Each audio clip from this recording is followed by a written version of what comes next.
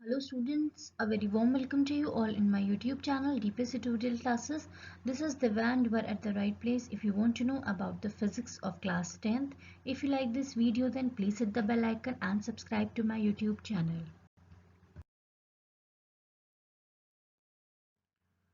Class 10th का हम लोग चैप्टर नंबर 5 इलेक्ट्रिसिटी स्टडी कर रहे थे और लास्ट की क्लासेस में हमने सीरीज और पैरेलल कॉम्बिनेशन के कुछ न्यूमेरिकल्स डिस्कस किए थे और लास्ट की क्लास में न्यूमेरिकल्स हमने एंड अप कर दिया था और सीरीज और पैरेलल का डिफरेंस स्टडी कर लिया था। तो आज की टॉपिक में आज की क्लास में अपना एक नया टॉपिक हम स्टार्ट करते हैं।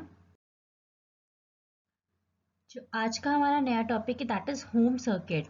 इसके बारे में मैंने आपको लास्ट की क्लास में थोड़ा बहुत बताया था कि जो हमारे घर में जो इलेक्ट्रिक अप्लायंसेस होते हैं जो भी उसमें कॉम्बिनेशन होता है वो हमारा पैरेलल कॉम्बिनेशन होता है।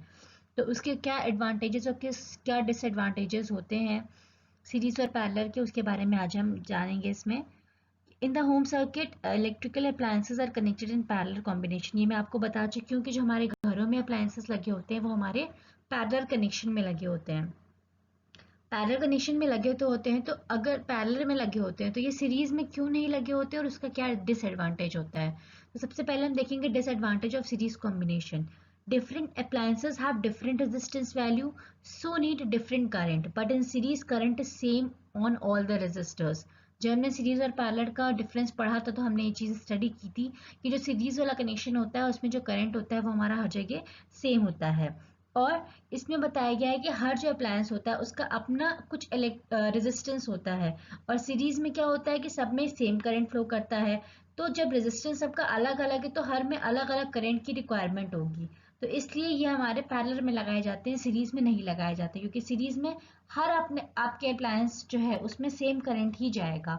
और हमारे घरों में जो लगे होते हैं वो कुछ अप्लायंसेस में कम करंट रिक्वायर्ड होती है, कुछ में ज़्यादा करंट रिक्वायर्ड होती है, इसलिए वो सब हमारे पैरेलल में लगे रहते हैं। इसके बाद नेक्स्ट आता है हमारा same potential difference is not available on each resistance. जो हमारा पोटेंशियल डिफरेंस होता है वो पैरेलल में सेम होता है बट सीरीज में जो होता है वो मतलब ड्रॉप होता रहता है करंट, एक अप्लायंस से दूसरे अप्लायंस में वो ड्रॉप होता रहता है। तो इसलिए हमारा सीरीज में जो होता है पोटेंशियल डिफरेंस वो हर रेजिस्टेंस पे अलग अलग होता है, इसलिए हमारा सीरीज कॉम्बिनेशन नहीं यूज किया जाता है। पैरेलल में दिक्कत नहीं होती, पैरेलल में हमारा हर जगह अलग अलग होता है, मतलब हर जगह हमारा पोटेंशियल डिफरेंस क्या होता है सेम होता है, तो उसमें कोई भी प्रॉब्लम नहीं आती। तो इसलिए हमारा ये सीरीज में ये हमारा डिसएडवांटेज है सीरीज का। When the one component fails the circuit is broken and none of the component work. और सीरीज में सबसे बड़ा डिसएडवांटेज होता है कि जब एक कंपोनेंट हमारा ब्रेक कर जाता है तो उसके बाद के सारे ही कंपोनेंट आगे हमारे वर्क करना बंद कर जाते हैं। अगर ऐसा हमारे घरों में हो तो हमारे घर का एक बल्ब फ्यूज हो और घर के जितने भी अप्लायंसेस होते हैं सब वर्क करना बंद कर दें, इसलिए हमारा ये सीरीज कनेक्शन में अप्लायंसेस नहीं लगाए जाते हैं, ये इसका सबसे बड़ा ड्रॉबैक होता है। Next, the total resistance of the circuit in the series combination becomes very high. This increases the chance of short circuit.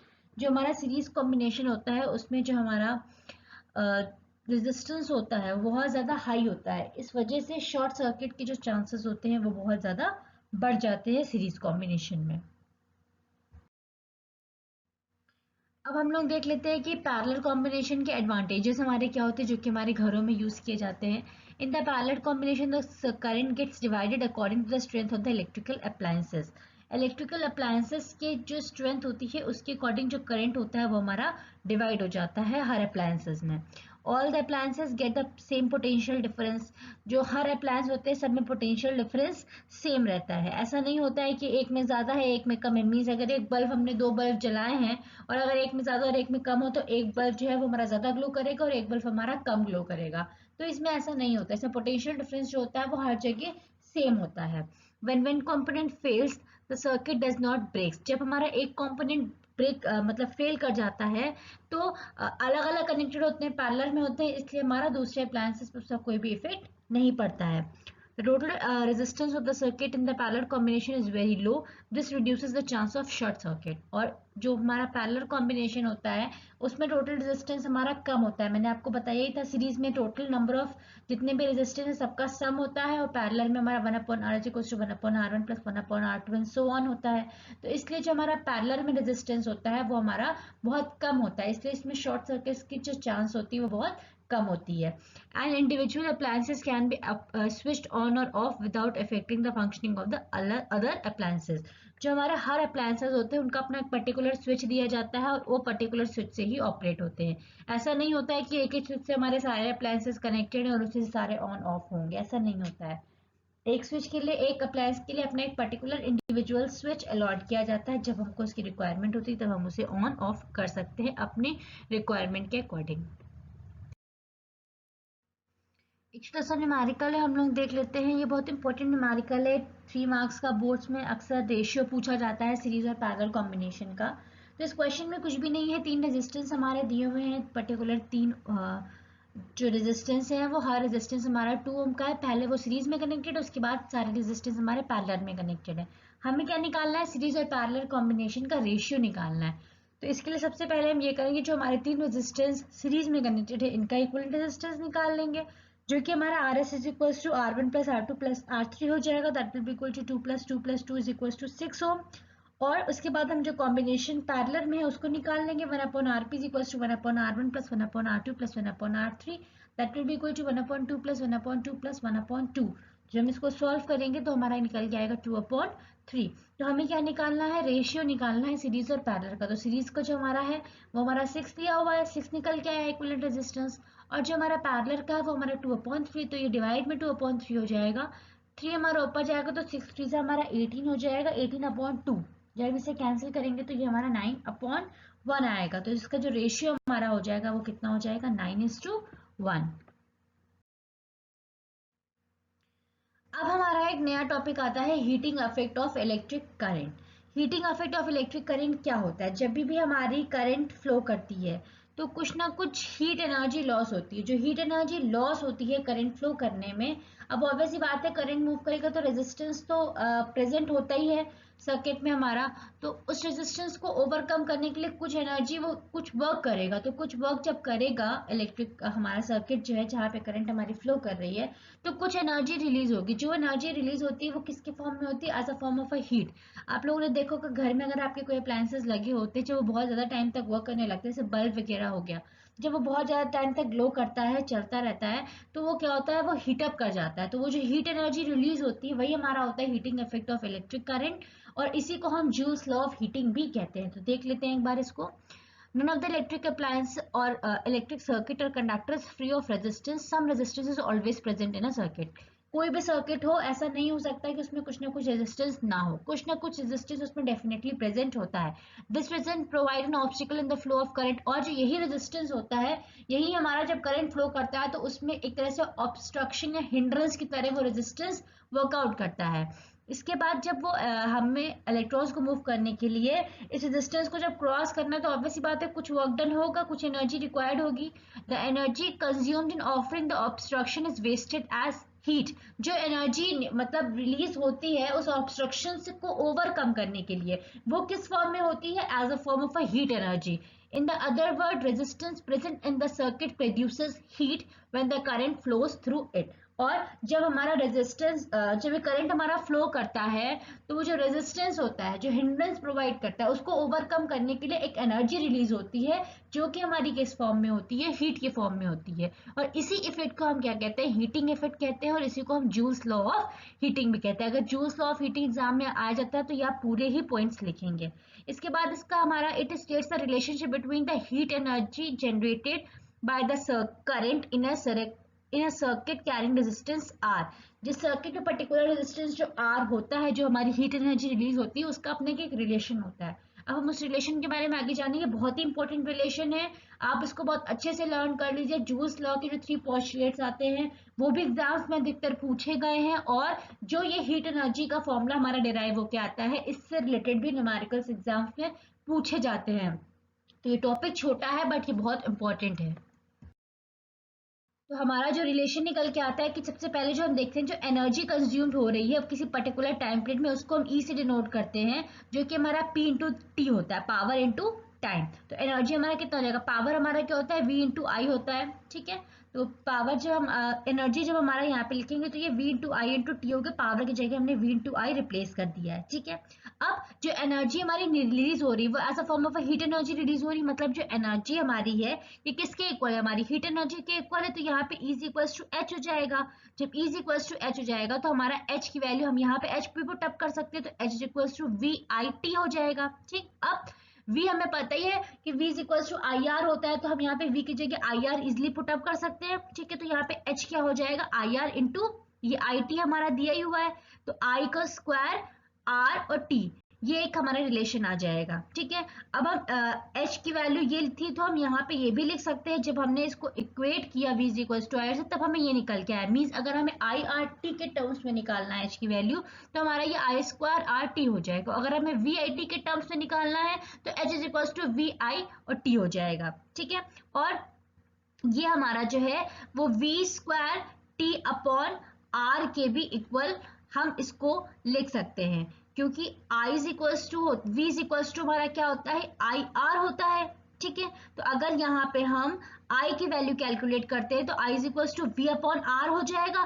तो इस I की जगह हम यहाँ पे V अपॉन आर भी लिख सकते हैं। तो जब हम इसे V अपॉन आर लिखेंगे तो यहाँ पे क्या हो जाएगा, ये V square T upon R हो जाएगा। मीन्स हमारा इंडिविजुअली I के टर्म्स में, R के टर्म्स में और हमारा V और R के टर्म्स में, जो भी हमें जैसे भी क्वेश्चन में रिक्वायरमेंट होगी, क्योंकि अगर हमारा क्वेश्चन में पूछा जाएगा तो हीट एनर्जी पूछा जाएगा और हमें पर्टिकुलर कुछ टर्म्स दिए होंगे, जैसे हमें करंट दिया हुआ, टाइम दिया हुआ या रेजिस्टेंस दिया हुआ। हमें टाइम हर केस में दिया, क्योंकि आप तीनों फॉर्मूले में देख सकते हैं टाइम तो रिक्वायर्ड है ही है, ठीक। अब कुछ क्वेश्चन में हमारा करंट और रेजिस्टेंस खाली दिया हो सकता है, कुछ में करंट और वोल्टेज दिया हो सकता है, कुछ में वोल्टेज और रेजिस्टेंस दिया हो सकता है। तो जो भी चीज दिया होगा उसके अकॉर्डिंग इसमें से ये फॉर्मूला अप्लाई हो जाएगा। ये लास्ट में जो स्टेटमेंट लिखी हुई है ये बहुत ही इंपॉर्टेंट है, और ये हीट एनर्जी की ये तीनों ही फॉर्मूलेज होते हैं, ये तीनों ही चीजों पर डिपेंडेंट होता है, तीनों ही फॉर्मूलेज हमारे यूज किए जाते हैं। वो क्वेश्चन में डिपेंड करता है कि हमें कौन सा फॉर्मूला किस पर्टिकुलर पोजीशन पे फिट अप करना है। तो यही हमारी इक्वेशन जो होती है, इसी को हम क्या कहते हैं, जूल्स लॉ ऑफ हीटिंग। ये हमारी जूल्स लॉ ऑफ हीटिंग हो गई, और इसी को हम important postulates of joules law of heating भी कहते हैं। क्वेश्चन में, एग्जाम में क्वेश्चन पूछा जाता है कि right the 3 postulates of joules law of heating. तो जब अगर ये पूछा जाएगा तो सबसे पहले जो आपको लिखना होगा वो आपको ये हीट एनर्जी का फॉर्मूला लिखना होगा, जो हमने तीनों फॉर्मूलेस डिराइव किए हैं। उसके बाद ये 3 पोस्टुलेट्स हैं कि heat energy generated is directly proportional to the square of the current for the given resistance R। किसी पर्टिकुलर रेजिस्टेंस R के लिए जो हमारी हीट एनर्जी होती है वो किसके डायरेक्टली प्रोपोर्शनल होती है, I स्क्वायर के। ये पहला पोस्टुलेट है। सेकंड है कि heat energy generated is directly proportional to the resistance of the given current. Heat energy जो होती है वो हमारी रेजिस्टेंस के डायरेक्टली प्रोपोर्शनल होती है। और तीसरा जो होता है, heat energy is directly proportional to the current flowing through the resistance. जो करंट फ्लो कर रही है उसके हमारे डायरेक्टली प्रोपोर्शनल होती है हीट एनर्जी। तो ये हमारे 3 इंपॉर्टेंट पोस्टुलेट्स है जो कि आपको लर्न होने चाहिए, और ये इंपॉर्टेंट फॉर्मूला है हमारा। अब हमारे आते हैं practical application of heating effect of electric current. तो ये हमारा 1 किलोवाट जो होता है वो हमारा ये हमारा हम इसको जूल में कैसे कन्वर्ट करते हैं, तो ये हम यहाँ पे देख लेते हैं। तो 1 किलोवाट पे हमारा क्या होता है, 1 किलोवाट आवर में 1 किलोवाट पे हमारा 1000 वाट होता है, और 1 आवर में हमारा 3600 सेकेंड्स होता है। जब हम इसको मल्टीप्लाई करेंगे तो ये हमारा 3.6 इंटू 10⁻6 वाट सेकेंड आ जाएगा, और इस वाट सेकेंड को हम किससे लिखते हैं, जूल से लिखते हैं। तो 1 किलोवाट आवर जो होता है वो हमारा 3.6 इंटू 10⁻6 जूल होता है। ये हमारे न्यूमेरिकल्स में बहुत ही काम आता है। ये हमारा मतलब जो कन्वर्जन है। Although the heating effect of electric current causes undesirable loss of electric energy, still there are some useful applications of it. जैसा कि जो हमारी हीट एनर्जी हमने पढ़ा था heating effect of electric current में, इसमें बहुत ही excess amount of heat energy loss होती है, बट इसका कुछ ना कुछ इफेक्ट भी होता है, कहीं ना कहीं ये यूजफुल भी होती है। सबसे पहले हम लोग देखेंगे इलेक्ट्रिक बल्ब में। It is the filament made of tungsten. जो इलेक्ट्रिक बल्ब होता है इसमें जो फिलामेंट प्रेजेंट होता है अंदर वो टंगस्टन का बना होता है। So most of the power consumed by this is distributed in the form of the heat, and some part is converted into light because it has the high resistivity and high melting point. इसमें जो हमारा होता है कि जो ये tungsten present होता है, इसमें जो मोस्ट ऑफ द पावर होती है वो किसके फॉर्म में रिलीज होती है, in the form of heat energy. और कुछ पावर जो होती है वो लाइट के फॉर्म में भी रिलीज होती है, क्योंकि इसका जो रेजिस्टिविटी होती है वो बहुत ज़्यादा हाई होती है, उसका मेल्टिंग पॉइंट भी बहुत ज़्यादा हाई होता है। The filament is isolated and the bulb is filled with the chemically inactive nitrogen and argon to prolong the life of the filament. ये जो हमारा फिलामेंट होता है ये आइसोलेटेड होता है और जो बल्ब में हमारी गैस फिल आउट होती है वो हमारी इनएक्टिव नाइट्रोजन या ऑर्गन गैस प्रेजेंट होती है। ये इसलिए प्रेजेंट होती है क्योंकि जिससे ये फिलामेंट की जो लाइफ है इसको थोड़ा सा ज़्यादा ये इंक्रीज आउट कर सके। तो ये हमारा एक नॉर्मल एप्लीकेशन हो गया इलेक्ट्रिक बल्ब का।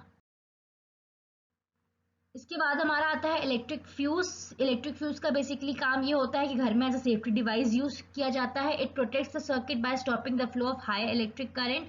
कहीं इलेक्ट्रिक करंट बहुत ज़्यादा फ्लो कर रहा हो तो जो ये हमारा इलेक्ट्रिक फ्यूज होता है वो उस हाई करंट को स्टॉप कर देता है और वहीं से सर्किट हमारा ब्रेक कर जाता है और आगे जो भी अप्लायंसेज होते हैं उनको हार्म होने से ये बचाता है। It is connected in series with the main supply से ये सीरीज में कनेक्टेड होते हैं क्योंकि अगर ये पैरेलल में कनेक्टेड होगा तो बाकी जगह जो हमारा है जो करंट हमारा हैवी फ्लो कर रहा है वो तो सब जगह फ्लो करता रहेगा, सिर्फ एक ही लाइन में कट आउट होगा। बट ये हमारा सीरीज में कनेक्टेड होता है मेन सप्लाई से, इसलिए कि अगर मेन सप्लाई तक हमारी बहुत हाई पावर आ रही है तो उसके आगे ये सीरीज में जैसे चूंकि कनेक्टेड है हमारा तो आगे के सारे ही अप्लायंसेस वो हमारे कट आउट हो जाएंगे और उसमें जो हमारा डैमेज है वो होने से हमारा बच जाएगा।